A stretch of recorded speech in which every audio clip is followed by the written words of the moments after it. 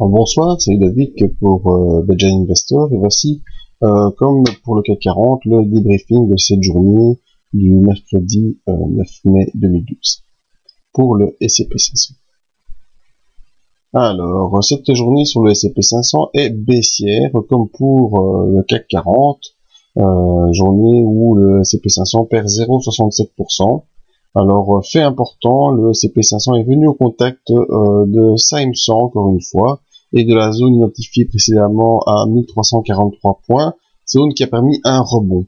Malgré tout, ce rebond n'a pas été suffisant pour revenir au-dessus des 1357 points, qui était la zone de retracement des 23% de la dernière hausse, et surtout une zone de support, vous pouvez le voir, support qui avait été efficace entre le 10 et le 11 avril, et support qui avait aussi été efficace entre le 23 et le 24 avril. Donc aujourd'hui, on a enfoncé cette zone de support, et on vient prendre appui sur la M100, et la zone des 1343 points, qui avait servi de support lors de la dernière impulsion du mois de mars.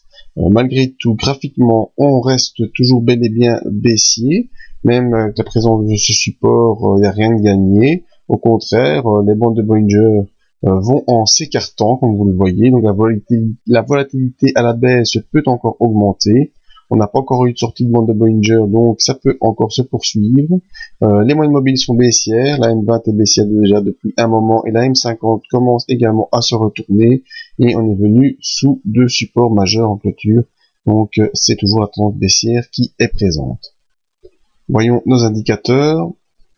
Le MACD toujours baissier sur son signal, le tout est passé sous zéro, donc il n'y a pas actuellement de raison de penser à un retournement du MACD. La tendance baissière devrait se poursuivre. Alors le RSI arrive une nouvelle fois dans sa zone de survente, comme ce fut le cas ici. Donc on est face à un potentiel rebond ou une accélération baissière à vérifier dès demain. Le stochastique, lui, arrive au niveau de sa zone de survente, il casse un peu son évolution, le signal est toujours baissier et arrive dans la zone également de survente, possibilité de rebond peut-être demain, voire fin de semaine. Et les volumes, toujours très importants, on voit que les volumes depuis le 1er mai, donc le début mai, les volumes sont en pression vendeuse, on fait des plus bas de plus en plus bas et des plus hauts de moins en moins haut. Donc plutôt tendance vendeuse sur le court terme, mais sur le long terme aussi, on voit que si je trace une oblique, la moyenne des volumes reste baissière. Donc graphiquement, on est arrivé sur une zone de support important, constituée par la M100 et cette zone à 1343 points. On est venu sous des supports également qui étaient importants, c'est-à-dire les 1365 points qui faisaient le support mensuel déjà hier venu clôturer sous cette zone, mais confirmé aujourd'hui. Et aujourd'hui, on enfonce la zone des 23% de retracement. Donc, logiquement, on devrait poursuivre jusqu'à la prochaine zone de retracement vers 1320 points. Nous avons un support intermédiaire ici à 1326. Donc, surveillez si la baisse se poursuit demain, la zone 1326-1320.